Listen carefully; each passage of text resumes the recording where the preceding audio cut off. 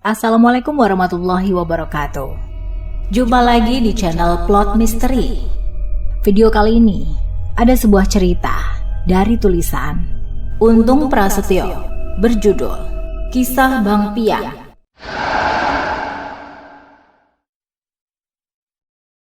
Pagi itu ketika Bang Pian hendak berangkat ke pangkalan ojek tempatnya mengais rezeki, Bang Pian kedatangan seorang tamu yang sudah sangat lama dikenalnya.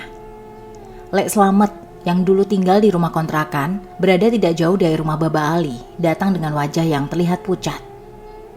"Assalamualaikum Bang," ujar Lek Slamet sambil tersenyum pada Bang Pian.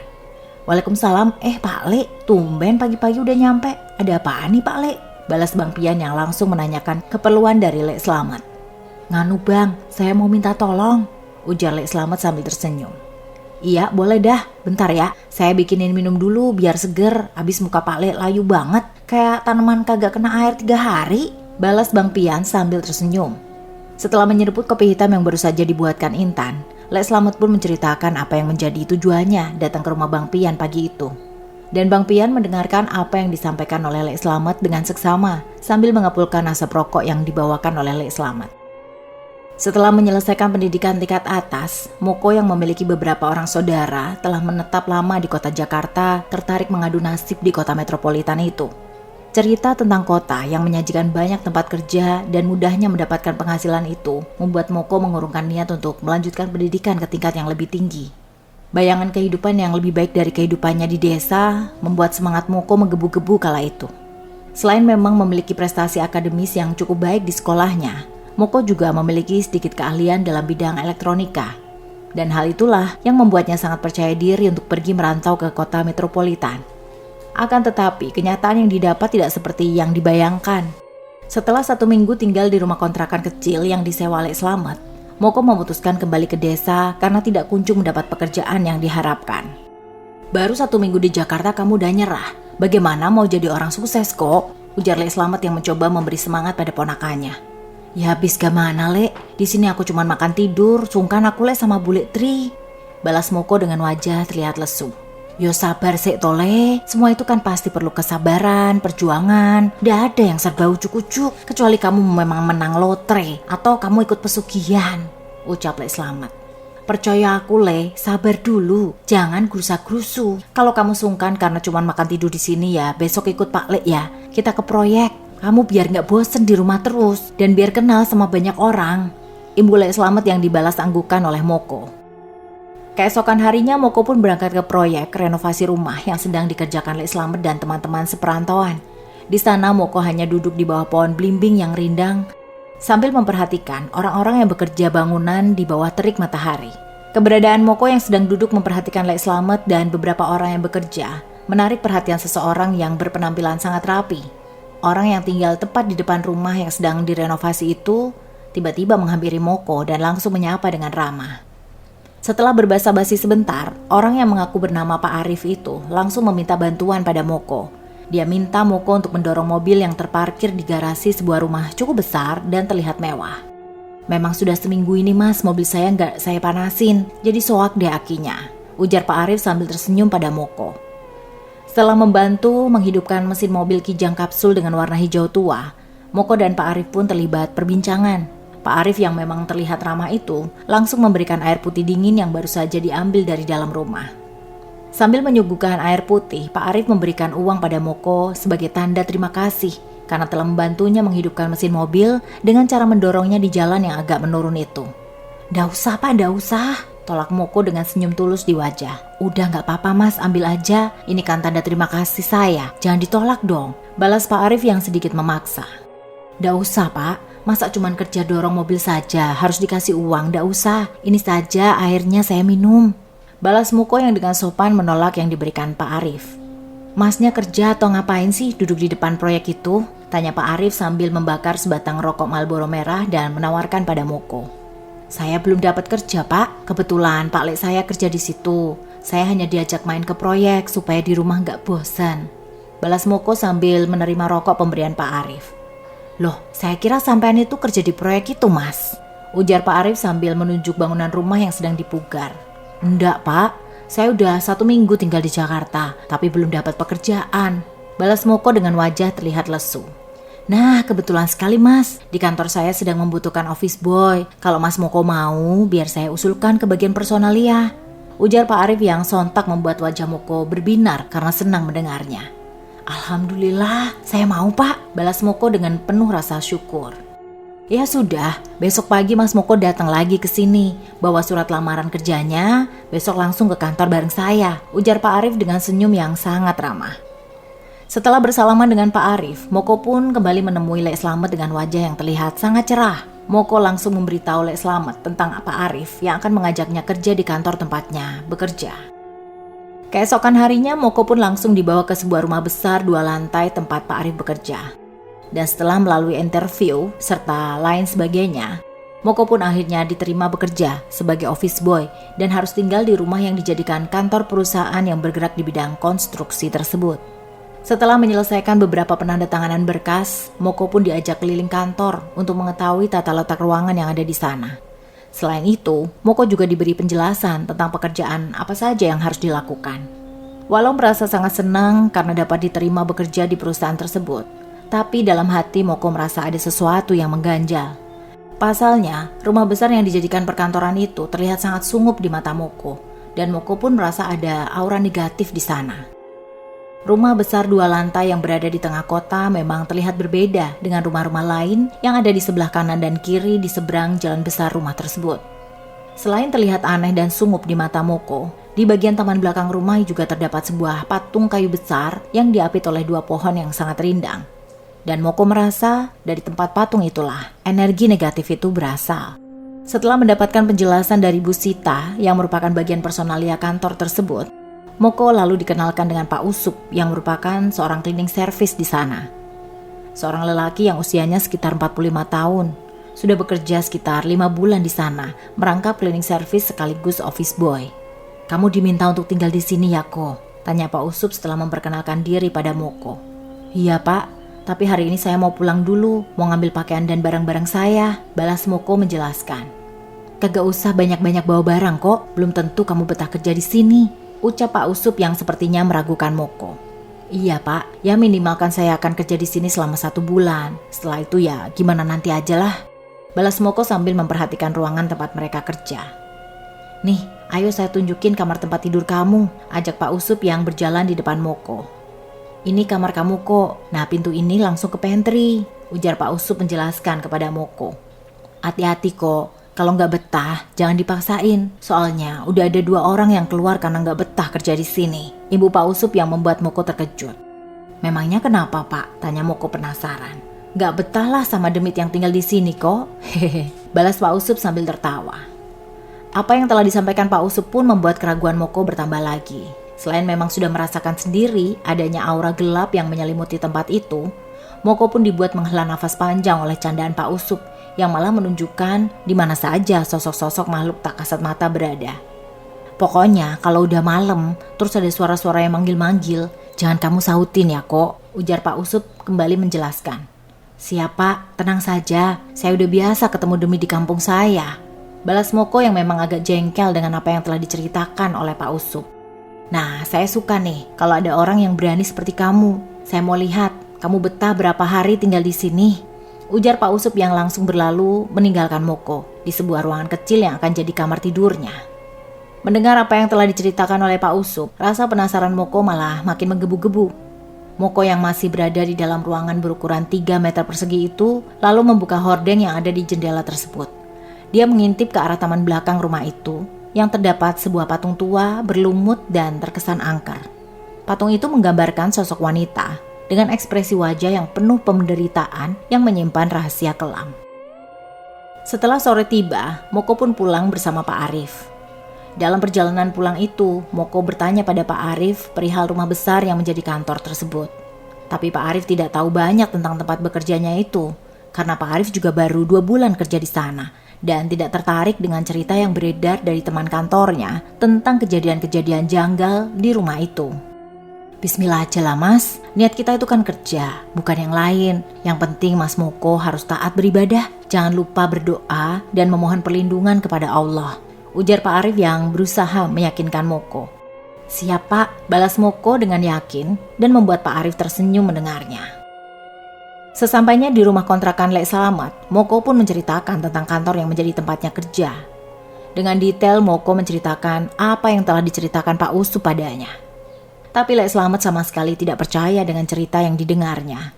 Dan dengan penuh keyakinan, Lek Slamet akan menemani Moko di tempatnya bekerja ketika malam tiba. Halah, yang namanya makhluk halus itu di mana aja ada kok. Kamu gak usah takut, besok malam biar Pak Lek temani ya, ujar Lek Slamet dengan tegas. Iya kok, kamu coba dulu. Di Jakarta ini kan gak gampang loh cari kerja yang enak. Memangnya mau kerja di proyek, mending kamu kerja di kantor. Siapa tahu nanti diangkat jadi pegawai yang lebih tinggi. Ibu Bule Tri menyemangati Moko. Sudah, pokoknya kamu harus kerja. Biar malamnya Pak Lek temani. Kalau perlu nanti Bapak akan ajak Mas Supri biar gak sepi di sana, ujar Lek Slamet yang membuat Moko semakin bersemangat. Keesokan harinya, dengan penuh percaya diri, Moko berangkat kerja membawa beberapa pakaian serta buku-buku bacaan miliknya. Tidak lupa, Moko pun memberikan alamat tempatnya bekerja pada Lek Slamet agar Lek Slamet datang menemaninya malam nanti. Di hari pertama Moko kerja, semua nampak baik-baik saja. Sebagai seorang pekerja baru, Moko banyak mendapat masukan dari beberapa karyawan yang bekerja di kantor itu. Pak Arif pun tidak lupa menemui Moko sebelum dia pulang. Pak Arif meminta Moko bekerja dan menjaga tempatnya bekerja dengan baik, serta tidak perlu memikirkan tentang cerita-cerita yang membuatnya jadi takut di tempat itu. Ketika semua karyawan sudah pulang dan kantor mulai sepi, Moko dan Pak Usup bekerja sama menutup semua pintu dan jendela rumah besar 2 lantai itu yang dijadikan kantor. Mereka memastikan setiap sudut terkunci dengan baik demi keamanan. Setelah memastikan semuanya aman, Pak Usup berpamitan pada Moko, meninggalkan Moko sendirian yang akan tinggal di kantor malam itu. Suasana menjadi sangat sunyi setelah Pak Usup pergi. Moko merasa mulai sedikit gugup, tetapi dia mencoba mengalihkan pikiran dengan masuk ke dalam kamar, membaca buku-buku yang dia bawa. Akan tetapi, pikirannya tiba-tiba kembali ke patung taman belakang yang posisinya sejajar dengan kamar tidurnya itu, serta cerita-cerita misterius yang telah diceritakan Pak Usup. Jam berdetak pelan, menunjukkan tepat pukul 6 dan sayup-sayup terdengar azan maghrib dari masjid yang ada di dekat kantor itu berada. Setelah azan maghrib berkumandang, rasa penasaran Moko membawanya untuk ke jendela kamar mengintip keluar. Taman belakang nampak lebih gelap dan menyeramkan di bawah cahaya lampu yang redup. Bayangan patung tua itu terlihat samar-samar di antara dedaunan yang bergoyang pelan tertiup angin malam. Dan hal itu membuat Moko merasa seolah-olah patung itu mengawasinya, membuat bulu kuduknya merinding. Bersamaan dengan itu, tiba-tiba saja terdengar suara pintu sebuah ruangan yang ada di lantai atas tertutup dengan sangat kencang. Dan sontak saja hal itu membuat jantung Moko berdegup dengan sangat kencang. Rasa takut mulai menyelimuti hati dan pikiran Moko. Dan tanpa disadarinya, buku yang dipegangnya terjatuh karena tangannya gemetar hebat kala itu. Suasana malam yang sunyi pun makin mencekam. Setelah terdengar suara pintu terbanting dengan kencang, Moko mulai merasa udara di sekitarnya semakin dingin. Dia berusaha menenangkan diri, mengambil nafas dalam-dalam, lalu memungut buku bacaan yang tadi terjatuh dari tangannya. Tidak ingin berada di dalam rumah itu sendirian, Moko berusaha mengumpulkan keberanian keluar dari kamar. Dia tidak ingin Lek Slamet kembali pulang karena dia tidak mendengar suara pamannya ketika datang nanti. Lek Slamet yang janji akan datang menemani Moko malam itu berangkat dari rumah kontrakan setelah sholat maghrib. Dan karena itulah Moko memutuskan menunggu Lek Slamet di depan pagar rumah besar yang berada tepat di pinggir jalan raya. Setelah mendapatkan kembali keberaniannya, Moko bergegas keluar dari kamar dan langsung menuju ke arah pintu garasi. Dia melewati ruangan yang dijadikan gudang yang berhadap-hadapan dengan pantry dengan langkah cepat, berharap bisa segera keluar dari dalam kantornya. Namun tiba-tiba saja, dia dikejutkan oleh kelebatan bayangan hitam yang terlihat dari jendela pantry. Jantungnya kembali berdegup kencang, dan dia berhenti sejenak, mencoba memastikan apa yang baru saja dia lihat. Bayangan itu nampak seperti sosok manusia, tetapi gerakannya terlalu cepat, dan membuat Moko merasa bulu kuduknya kembali merinding. Meskipun takut, dia berusaha melanjutkan langkahnya. Dia pikir mungkin itu hanya ilusi atau pantulan cahaya yang terlihat seperti bayangan seseorang. Karena rasa penasarannya, Moko pun memutuskan untuk mendekati jendela pantry. Dia mencoba melihat lebih jelas apa yang tadi dilihatnya berkelebat. Namun, setelah dengan seksama memperhatikan, Moko tidak mendapati apa-apa di ruangan pantry. Moko merasa sedikit lega, tetapi tetap waspada dan langsung melanjutkan langkahnya menuju ke pintu garasi yang akan membawanya keluar dari dalam rumah besar itu. Sesampainya di depan pintu yang menuju ke arah garasi dalam, Moko segera meraih anak kunci yang sengaja digantung di dekat pintu itu. Dengan tangan yang gemetar, dia memutar anak kunci tersebut, berharap pintu akan terbuka dengan mudah. Namun, meskipun dia sudah memutar kunci, mendorong daun pintu dengan keras sambil menekan gagang pintu sekuat tenaga, tetapi pintu itu tetap tidak bisa dibuka. Rasa panik mulai menjalar di dalam dirinya.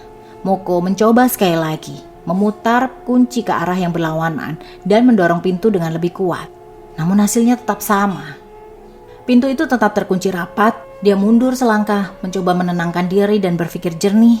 Moko menyadari bahwa sesuatu yang tidak biasa sedang terjadi. Pintu yang seharusnya mudah terbuka, sekarang terasa seperti terkunci oleh kekuatan yang tak terlihat. Dalam keheningan malam itu, tiba-tiba Moko mendengar suara samar dari dalam rumah.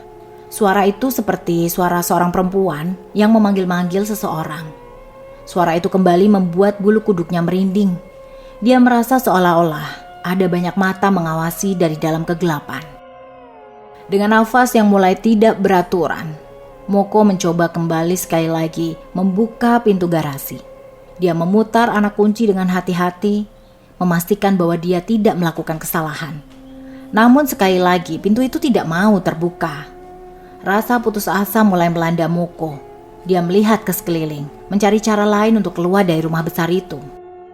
Di tengah rasa takut yang dialaminya, Moko teringat jika ada satu pintu yang ada di samping ruangan tempat Pak Arif bekerja.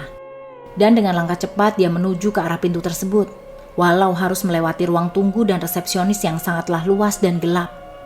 Akan tetapi, Moko kembali melihat bayangan hitam melintas di jendela pantry. Jantungnya berdegup kencang, tetapi dia tidak punya pilihan lain selain terus bergerak. Sesampainya di pintu belakang, Moko mencoba membukanya dengan kunci cadangan yang dia bawa. Dan beruntungnya, pintu belakang itu tidak sempat dikunci sore tadi dan dapat terbuka dengan mudah. Dia pun merasa lega ketika angin malam yang dingin menyambutnya saat dia melangkah keluar. Di luar rumah, Moko dengan cepat berlari menuju ke arah pintu pagar rumah besar itu. Dia berhenti sejenak di sana, mengatur nafas, sambil mencoba menenangkan diri. Dia menatap jalan raya yang sepi, berharap Lek Slamet segera datang. Akan tetapi, setelah beberapa saat menatap ke arah jalan raya, Moko melihat sosok yang tidak asing baginya. Dan sontak saja, Moko langsung berteriak memanggil Lek Slamet yang terlihat berjalan ke arah sebelah kiri dan masih terlihat bagian belakang tubuhnya. "Lek, Pak Lek Slamet!" seru Moko dengan suara lantang. Mendengar ada suara yang memanggil namanya, Lek Slamet pun langsung berbalik arah dan memperhatikan seseorang yang memanggil itu. Dan tidak lama kemudian, Lek Slamet berlari ke arah di mana Moko berada. "Asem, awakmu ki piye? Sudah 2 jam aku nunggu di sini dan terus berteriak memanggil namamu," ujar Lek Slamet membuat Moko terkejut. "Hah? 2 jam? Bukannya ini masih maghrib toh, Lek?" tanya Moko dengan raut wajah tegang.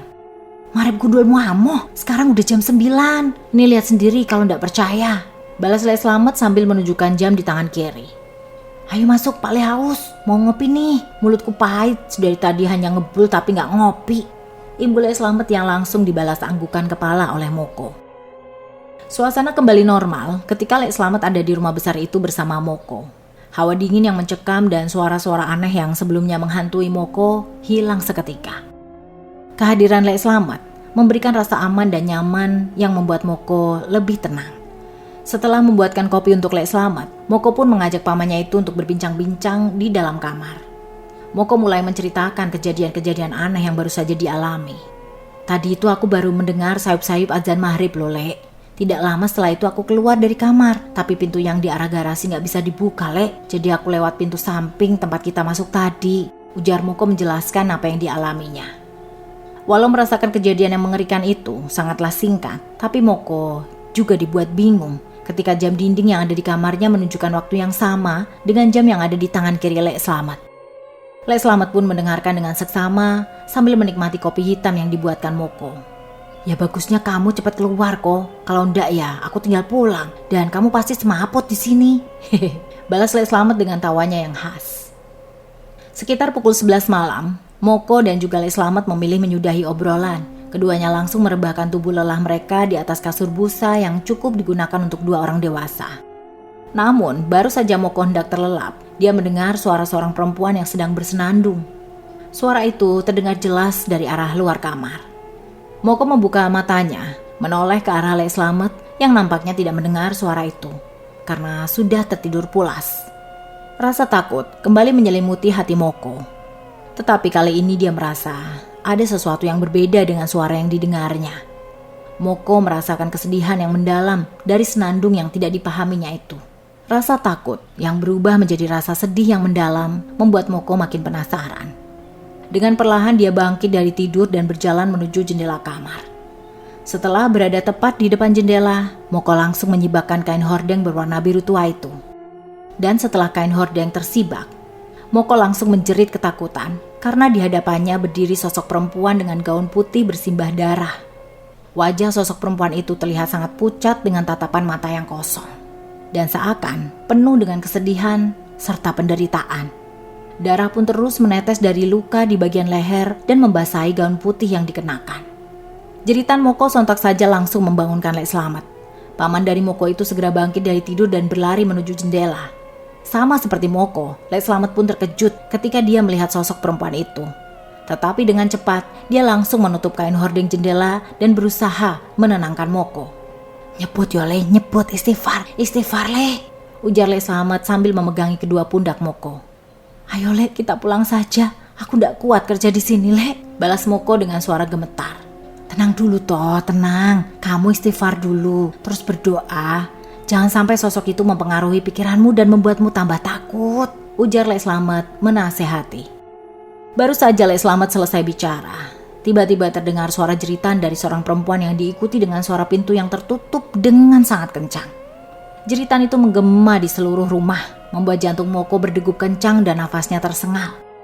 Setelah suara jeritan mereda, suara tangisan mulai terdengar sangat pilu dan menyayat hati, membuat suasana semakin mencekam. Moko dan Le Slamet saling beradu pandang. Wajah mereka dipenuhi rasa takut dan kekhawatiran. Mereka tahu betul bahwa sosok penghuni gaib di rumah itu tidak menginginkan keberadaan mereka di sana. Dan tanpa membuang waktu lagi, Le Slamet pun mengajak Moko untuk segera keluar dari dalam kamar. Dengan hati-hati, Le Slamet membuka pintu kamar tempat mereka berada. Dan ketika Le Slamet dan juga Moko hendak keluar dari dalam kamar, mereka melihat sosok perempuan yang berdiri membelakangi mereka, tepat di depan pintu ruang pantry. Gaun putihnya yang bersimbah darah saat itu terlihat dengan sangat jelas, dan bahu dari sosok perempuan itu nampak terguncang seiring dengan isak tangis yang terus keluar dari bibirnya. Moko yang berada di belakang Le Slamet pun langsung menarik tubuh Le Slamet dan setelah itu dia langsung menutup rapat pintu kamarnya lalu menguncinya. Dengan tubuh gemetar, Moko terus berdoa dalam hati memohon perlindungan dari Allah Subhanahu wa Ta'ala. Akan tetapi, sesuatu yang lebih mengejutkan Moko kembali terjadi. Entah apa yang ada dalam pikiran Le Slamet kala itu, hingga membuatnya berani berteriak dengan lantang yang menambah rasa takut Moko malam itu. "Jangan ganggu, saya ini hanya menemani keponakan saya. Dia bekerja di sini, jadi jangan ganggu kami," seru Le Slamet dengan suara lantang. "Kalau diizinkan, kami mau menginap di sini. Kami mau tidur di sini. Tapi kalau tidak diizinkan, kami mau pulang saja. Jadi jangan menakut-nakuti kami," imbul Le Slamet dengan suara yang masih terdengar lantang. Setelah Le Slamet berteriak dengan suara lantang, suara tangisan dari sosok perempuan itu perlahan terhenti, seolah mengerti apa yang disampaikan oleh Le Slamet. Sosok makhluk gaib yang sepertinya adalah penunggu rumah besar itu pun menghilang dengan ditandai keheningan yang kembali tercipta di dalam rumah besar itu. "Alhamdulillah wes kok, penunggunya udah pulang. Ayo kita tidur," ujar Le Slamet yang langsung merebahkan tubuhnya di kasur busa tebal yang sangat nyaman itu. "Kita pulang aja Le, aku takut Le," balas Moko dengan suara bergetar. "Udah ndak ada angkot, mending tidur di sini kok. Memangnya kamu mau berhenti kerja?" balas Le Slamet yang sudah tertidur dengan posisi terlentang. "Sampean yakin Le kalau kita aman di sini?" tanya Moko yang masih berdiri di depan pintu kamar. "Insya Allah aman, kan aku udah bilang sama penghuninya tadi," balas Le Slamet yang tidak merasa takut sama sekali malam itu. Karena tidak ada pilihan lain, Moko pun langsung merebahkan tubuhnya di samping Le Slamet. Walau matanya sulit terpejam dan pikirannya masih terbayang sosok perempuan yang sangat menyeramkan tadi. Tapi Moko terus berusaha menenangkan diri sambil berdoa dalam hatinya. Hingga tidak terasa, Lek Slamet membangunkannya ketika azan subuh terdengar berkumandang pagi itu. Setelah menunaikan kewajiban mereka, Moko dan Lek Slamet menikmati secangkir kopi dan juga berbatang-batang rokok di depan pintu garasi rumah tersebut. Lek Slamet meminta Moko untuk tetap melanjutkan bekerja di tempat itu, dan dia juga berjanji akan membawa seorang temannya yang memiliki kemampuan dalam hal spiritual untuk dapat berkomunikasi dengan sosok makhluk gaib yang ada di rumah itu. Walau merasa ragu, tapi mau tidak mau, Moko pun mengiyakan apa yang dikatakan oleh Lek Slamet. Walaupun bayangan sosok perempuan yang sangat menyeramkan itu masih terus ada dalam ingatannya, tapi Moko tidak mau menyerah dan akan terus bertahan di tempatnya bekerja. Pantesan muka Pak Lek layu bener. Ternyata semalam habis diteror sama penghuni kantor, ujar Bang Pian yang membuat Lek Slamet tersenyum dan menganggukkan kepala. Iyo bang, jadi saya mau minta tolong sama Bang Pian biar supaya keponakan saya betah kerja di kantor itu dan gak diganggu sama penghuni rumah besar itu bang. Iya dah, kalau gitu insya Allah ntar sore kita ke sono ya Pak Lek, balas Bang Pian yang membuat Lek Slamet merasa senang mendengarnya. Alhamdulillah kalau gitu, saya permisi dulu ya Bang Pian, nanti sore saya kesini lagi, ujar Lek Slamet yang langsung berpamitan pada Bang Pian. Iya dah, kalau bisa sebelum maghrib kita udah sampai sono ya, jangan kemalaman Pak Lek, kasihan keponakan situ, balas Bang Pian menegaskan. Ketika sore tiba, Lek Slamet dan Bang Pian pun langsung berangkat menuju ke kantor tempat Moko bekerja. Dan Moko yang udah menunggu Lek Slamet pun terlihat tersenyum mengetahui kedatangan pamannya bersama seorang lelaki muda dengan sepeda motor terlihat bersih dan mengkilat. Setelah mendengar azan maghrib berkumandang, Bang Pian pun langsung mengajak Moko dan Lek Slamet masuk. Dan sesampainya di dalam, Bang Pian mengajak keduanya untuk sholat maghrib berjamaah. Setelah itu Bang Pian, Moko dan Lek Slamet menikmati kopi di depan kamar tempat semalam Moko dan Lek Slamet tidur. Tanpa ada sedikit pun rasa takut dan hal-hal aneh yang terjadi, ketiganya terlihat berbincang dan menceritakan pekerjaan mereka masing-masing. Sekitar pukul 8:30 malam, barulah terdengar suara-suara aneh di telinga Moko, Bang Pian dan juga Lek Slamet. Ketiganya mulai mendengar suara gaduh berasal dari lantai atas, tempat para karyawan perusahaan itu bekerja. Nah, nongol juga dia, baru mau saya panggil, ujar Bang Pian yang langsung berdiri dan mengajak Moko serta Lek Slamet mencari sumber suara gaduh. Dengan agak sedikit berlari, Bang Pian pun langsung menaiki tangga menuju lantai atas. Moko dan Lek Slamet pun mengikuti Bang Pian di belakang, walau mereka berdua agak sedikit merasa khawatir akan terjadi sesuatu nantinya. Suara gaduh semakin jelas terdengar, suara lemari yang digeser, benda-benda jatuh, serta suara langkah kaki yang seolah sedang berlarian di sebuah ruangan. Ketika mereka sampai di lantai atas, mereka melihat pintu-pintu ruangan terbuka dan tertutup dengan sendirinya, serta lampu-lampu yang berkedip-kedip, menciptakan bayangan yang mengerikan di dinding. Astagfirullahaladzim, bocah pada badung-badung banget ya. Woi, berisik lu, seru Bang Pian sambil menatap sebuah meja yang berada di sekitar 5 meter di hadapannya. Mendengar apa yang dikatakan Bang Pian, Lek Slamet pun hanya tersenyum. Tapi tidak bagi Moko, wajahnya terlihat tegang dan merasa takut mulai menghinggapinya kala itu. Buset dah, dia pada mainan lampu. Baik-baik lu, setrum, celetuk Bang Pian yang pandangannya tertuju pada barisan saklar lampu yang ada di ruangan. Memangnya ada berapa makhluk gaib di tempat ini bang? Tanya Lek Slamet sambil berbisik. Ada setengah lusin no, bocah kecil-kecil banget. Pak Lek mau bawa pulang tuh bocah, balas Bang Pian yang membuat Lek Slamet tersenyum. Amit-amit bang, buat apa? Orang itu anak demit kok, suruh bawa pulang, balas Lek Slamet yang terus saja menggerutu. Tidak lama setelah itu, pintu ruang arsip terdengar berderit seperti ada yang membuka. Dan bersamaan dengan itu, mereka melihat pemandangan yang mencengangkan di dalamnya. Ruangan itu terlihat berantakan, dengan dokumen-dokumen berserakan di lantai dan rak-rak yang sudah tampak kosong. Di tengah-tengah kekacauan itu, sosok wanita dengan gaun putih bersimbah darah berdiri dengan tubuh berguncang seperti sedang mencari sesuatu dengan panik. Wanita itu terlihat sangat putus asa hingga membuat benda-benda di ruangan itu terlempar ke lantai. Setiap gerakan dari sosok yang terlihat menyeramkan itu penuh dengan emosi dan kesedihan yang mendalam. Bang Pian merasa bahwa wanita itu sedang mencari sesuatu yang sangat penting baginya dan dia tahu bahwa mereka harus membantunya. "Jagain badan saya ya, Le. Saya mau coba komunikasi sama makhluk gaib itu, biar jelas apa yang lagi dia cari," bisik Bang Pian yang langsung duduk bersila tepat di depan Lek Slamet dan juga Moko. Tidak lama setelah Bang Pian mengatakan hal itu pada Lek Slamet, tiba-tiba saja angin sejuk berhembus menerpa tubuh Moko dan juga Lek Slamet. Angin sejuk itu membuat suasana kembali tenang, dan barang-barang yang terlihat berantakan kembali tertata rapi dengan sendirinya.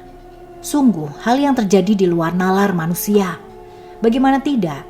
Jelas-jelas Lek Slamet dan juga Moko melihat jika ruangan tempat menyimpan arsip itu sangat berantakan. Namun dengan sekejap saja, semua kembali tertata rapi, seolah tidak terjadi apa-apa di ruangan itu. Lemari dan meja yang bergeser pun terlihat masih pada posisi semula, dan lampu-lampu yang sedari tadi berkedip tiba-tiba menyala dengan sempurna dan membuat ruangan tempat Bang Pian, Moko, dan Lek Slamet berada menjadi terang benderang. Di sisi lain, Bang Pian yang telah melepas sukmanya saat itu sudah berada di alam lain bersama seorang perempuan dengan rambut ikal panjang yang berwarna agak kekuning-kuningan. Perempuan yang terlihat seperti orang asing itu tersenyum ke arah Bang Pian, seolah menyambut kedatangannya di alam tempat tinggalnya tersebut. Tanpa berkata sepatah kata pun, sosok perempuan yang diyakini Bang Pian adalah sosok Noni Belanda itu mulai membawa Bang Pian kembali ke masa lalu. Tepat di mana hari kematian dari sosok makhluk gaib yang terlihat sangat cantik itu. Di suatu pagi yang tertutup awan mendung, suasana di sekitar rumah besar yang menjadi kantor tersebut terasa sejuk dan tenang. Di halaman belakang di bawah pohon-pohon rindang, sosok Noni Belanda terlihat sedang membersihkan patung kayu besar yang terbuat dari kayu hitam. Sosok perempuan itu nampak bahagia dengan ekspresi wajah yang penuh kedamaian dan kepuasan saat dia mengusap kain halus pada permukaan patung tersebut. Noni Belanda yang mengenakan gaun putih anggun itu terlihat penuh perhatian saat membersihkan patung itu. Setiap usapan kainnya tampak penuh kasih sayang, seolah-olah patung itu adalah bagian penting dari hidupnya. Matanya bersinar dengan kegembiraan saat dia memandangi patung yang terlihat bersih dan berkilau itu. Akan tetapi, kebahagiaan yang terpancar dari wajah Ayu itu seketika pudar ketika tiba-tiba saja datang dua orang berpakaian serba hitam dengan wajah yang tertutup rapat. Salah satu orang itu langsung memegang bagian tengkuk Noni Belanda itu, menghantam-hantamkan kepalanya ke arah patung kayu hitam itu, hingga darah segar keluar dari bagian keningnya. Tidak berhenti sampai di situ saja, satu orang lain langsung menghunus golok tajamnya dan menyayat bagian leher perempuan malang itu. Hingga darah pun membasahi gaun yang dikenakan. Seketika itu juga, Noni Belanda itu meninggal tepat di hadapan patung kayu kesayangannya, yang kini masih berada di bagian taman belakang rumah yang menjadi kantor tempat Moko bekerja. Setelah mengungkapkan kematiannya yang tragis kepada Bang Pian, sosok Noni Belanda itu memberikan isyarat yang jelas. Dia nampak sangat mengharapkan agar Bang Pian atau siapa saja mau membersihkan patung kayu hitam tersebut dan merawatnya dengan penuh perhatian. Meskipun Noni Belanda tahu bahwa kondisi patung tidak mungkin kembali utuh seperti sedia kala, tapi dia tidak rela melihat patung itu terbengkalai di tempat yang sering dikunjungi orang setiap harinya. Noni Belanda menunjukkan dengan lembut bagaimana cara membersihkan patung menggunakan kain halus dan minyak khusus yang mungkin digunakan untuk merawat kayu. Dia menggambarkan dengan penuh perhatian setiap langkah, seolah-olah setiap detail perawatan tersebut sangat penting. Senyum lembut di wajahnya dan tatapan penuh harapan menambah kesan mendalam bahwa merawat patung ini adalah bagian penting dari misinya. Kalau sekedar membersihkan patung itu ya insya Allah akan kita usahakan, tapi paling kita bersihin aja ya, kagak usah pakai minyak yang aneh-aneh, ujar Bang Pian menanggapi permintaan sosok Noni Belanda. Dengan senyumnya yang khas, sosok perempuan yang sangat cantik itu menganggukkan kepala, seraya mengucapkan terima kasih kepada Bang Pian. Dan tidak lama kemudian, sosok tersebut pun menghilang dari pandangan mata Bang Pian yang tiba-tiba kembali lagi ke dalam tubuhnya. Setelah kesadarannya kembali, Bang Pian menceritakan apa yang ditemuinya tadi. Bang Pian mengajak Moko dan juga Pak Slamet ke tempat di mana patung kayu itu berada. Nah ini kok, yang nempatin rumah ini cuman minta patung ini dibersihin. Ya lu lapin lah, kayak lu lagi senggang gitu, ujar Bang Pian menjelaskan kepada Moko. Iya bang, saya ngerti, balas Moko sambil menganggukkan kepala. Kalau ndak ada syarat lain, besok biar saya bantu membersihkannya Bang Pian. Kebetulan besokan hari Sabtu, pasti kantor ini kan libur. Jadi saya sama Moko bisa membersihkan patung ini semaksimal mungkin. Imbu Lek Slamet yang disambut baik oleh Moko dan juga Bang Pian. Setelah Moko dan Lek Slamet membersihkan patung tersebut, tidak ada lagi kejadian-kejadian yang menakutkan selama Moko bekerja di tempat itu. Walaupun ada, paling hanya gangguan-gangguan kecil, seperti kelebatan bayangan dari anak-anak yang berlarian di rumah itu. Sementara sosok noni Belanda itu hanya sesekali mendatangi Moko melalui mimpinya. Ya, itulah tadi cerita dari tulisan Untung Prasetyo berjudul Kisah Bang Pian.